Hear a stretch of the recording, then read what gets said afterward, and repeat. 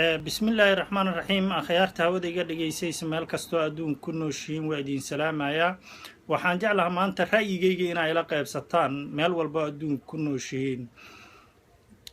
maanta waxaan rabaa inaan ka hadlo saddex qodob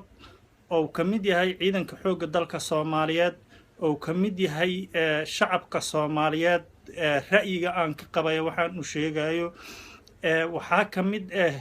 tuugada ummadda Soomaaliyeed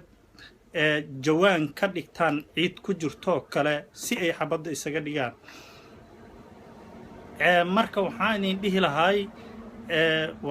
dhihi lahay haddii aan idin taabto qodobka koobaad ciidanka xoogga dalka Soomaaliyeed haddaad ka mid tahay waxaan ku dhihi lahay hufnaan cadaalad shaqo wanaagsan iyo adiga oo u gudataa